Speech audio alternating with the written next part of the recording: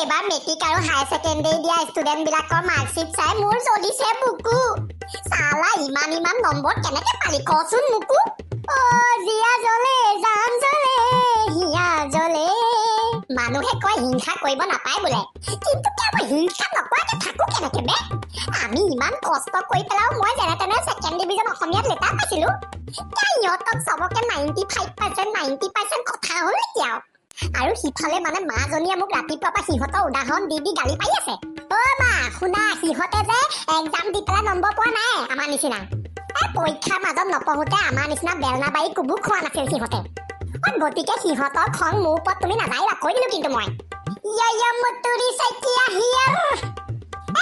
মনে মনে থাক, চেঞ্জ কৰি দিম গুৰ মাৰি তোৰ লাইফৰ গিয়ে।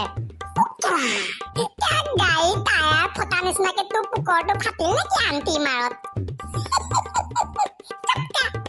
একো নাই দে, হৰেণৰ দোকানত গৈ পাংচাৰ এটা মাৰি লবি। 20 টকাহে লয়, ময়ে দি দিম বাৰু 20 টকাটো।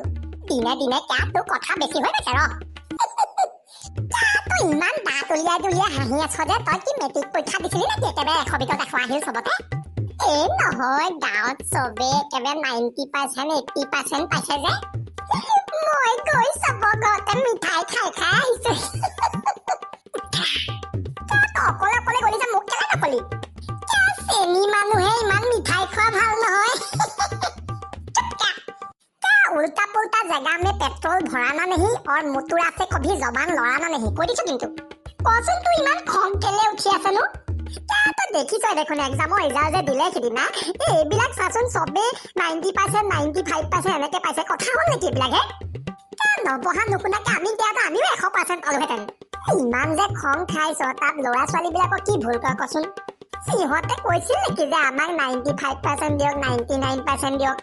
এতিয়া ৰিজাল্ট ওলোৱাৰ পিছত সিহঁতক গালি দিয়া ট্ৰল দিয়া এইবিলাক কৰিলে নহ'ব নহয়। নিউজ নাচাও নেকি কিমান ল'ৰা ছোৱালীয়ে কান্দি আছে সিহঁতক এনেই ফেল কৰাই দিলে। তাৰপিছত কোনোবা বেয়া ল'ৰা ছোৱালীয়ে 90% 95% পাইছে, এতিয়া চবৰে আগতে ওলাবলৈ লাজ কৰিছে বোলে। এইটো ল'ৰা ছোৱালীবিলাকৰ ওপৰত মেণ্টেল হাৰাছমেণ্ট নহয় নেকি? সিহঁতৰ বয়স হৈছে ন কিমান কচোন? কিন্তু হ'লেও মানে তই বেলেগৰ ৰিজাল্টক লৈ কেলে কান্দি আছ? নিজৰ লাইফত নিজে উঠাই না কিবা। একেবাৰে ওচৰ চুবুৰীয়া আন্টিজনীৰ নিচিনা কিয় কৰিছ তই?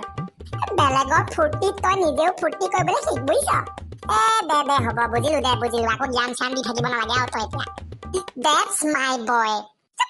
মই তোৰ ল'ৰা আকৌ কেতিয়া পালো? অভদ্ৰ কথা কিছুমান কৈ নাথাকিবি দেই মোৰ আগত। সঁচাকে তোৰ মূৰটো সৰু আৰু সেইকাৰণে তোক কয় চবে গৰু। এই গৰুৰ মূৰতে ইমান মজা আইডিয়া এটা আহিছে, তই কি বুজিবি? বেলেগক লুটাৰ চাগে কিবা আইডিয়া বনাইছ ন? তোৰ ককাৰ জীৱনৰ কিবা আহি লৈ পেলাই চাগে। ভালে হ'ল মনত পেলালি। ককাৰ কথা এটা শুনচোন তই। একদম এটা কথাও নকবি। তোৰ ককাৰ কথা যে নুলিয়াবিয়ে, মই কৈ দিছো কিন্তু। ককাৰ কথা শুনিবলৈ ইমান ভয় কিয় ক? তোৰ মাথাই লদেই ল'ব নোৱাৰে নেকি? কি আইডিয়া আহিছে সোনকালে ক, নহলে মই যাওঁ। আমি এটা কাম কৰো বল। কি কাম ক? অহা বছৰো চাগে পৰীক্ষা চৰীক্ষাটো নহবই আৰু কৈছে যে এইটো বেটছৰ ষ্টুডেণ্ট বিলাকে একো চাকৰি বাকৰি বোলে নাপাবও পাৰে। তাতে কি হ'ল? কি সোমাইছে তোৰ মূৰত আকৌ? তো আমি এটা কাম কৰো, আমি চব ষ্টুডেণ্ট বিলাকক গৈ পেলাই কওঁগে বোলে পঢ়ি শুনি লাভ নাই। আৰু চবেই তোৰ কথা শুনি স্কুল চিস্কুল এৰি দিব যে। গোটেই কথাটো শুনিতো ল, মই সিহঁতৰ কাৰণে স্কিম দিমতো। মই চবকে কম যে মোক চবে 10 টকা এতিয়া দিয়া, মই 10 বছৰৰ পিছত একেবাৰে কোটিপতি বনাই দিম চবকে। এইটো আকৌ কি স্কিম? তই 10 বছৰৰ পিছত আকৌ কেনেকে কোটিপতি বনাই দিবি চবকে?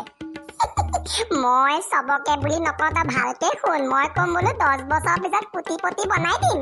এতিয়া কোটিপতি সিহঁত হয় নে মই হওঁ সেইটো বেলেগ কথা। তাৰপিছত আৰামছে জেলৰ ভাত খাবি আৰু। কাৰোবাৰ পৰা 10 টকা ল'লে সেইটো পুলিচ কেছ নকৰে আৰু দে।